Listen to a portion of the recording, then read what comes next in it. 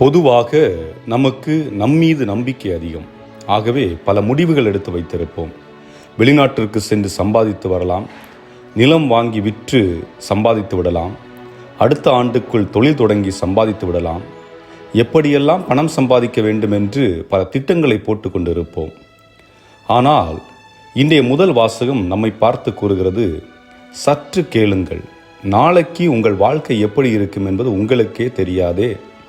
நொடி பொழுதில் தோன்றி மறையும் புகை போன்றவர்கள் நீங்கள். அப்படி இருக்கும்போது இப்படிப்பட்ட ஆசைகள் தேவையா? அதே நேரம் எப்படி முடிவுகளை எடுக்க வேண்டும் என்றும் இன்றைய முதல் வாசகம் கூறுகிறது.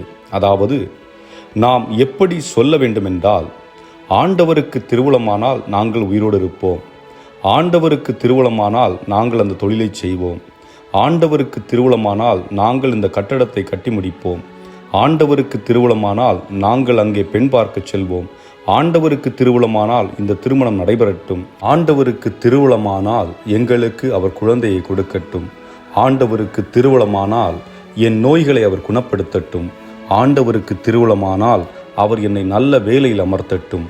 ஆக ஆண்டவரின் திருவுளத்தை உணர்ந்து அவர் திருவுளத்திற்கு ஒப்பு கொடுத்தோம் என்றால் அனைத்தும் சிறப்பாக நடைபெறும்.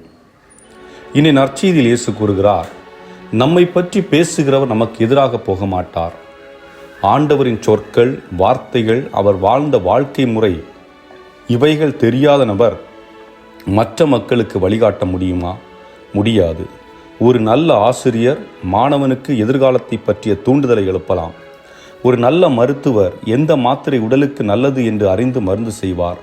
தான் பணம் சம்பாதிக்க அடுத்தவர் வாழ்வோடு விளையாட மாட்டார். அதை போன்றுதான் நீங்கள் உங்கள் அன்பிய தலைவர்களை தேர்ந்தெடுக்கும் போது அவர்கள் உங்களை இயேசுவின் பாதையில் வழிகாட்டக்கூடியவர்களா என்று ஆலோசித்து முடிவெடுங்கள்.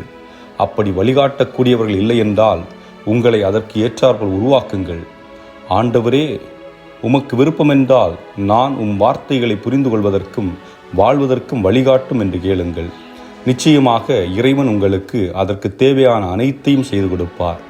இறைவன் உங்களை தேர்ந்து கொண்டால் ஆண்டவரோடு ஒத்துழையுங்கள். அவர் உங்களை எதற்கு அழைத்தாரோ அதற்கு உங்களை முழுமையாக கொடுங்கள். சிந்திப்போம். இறைவன் உங்களை ஆசீர்வதிப்பார். ஆமேன்.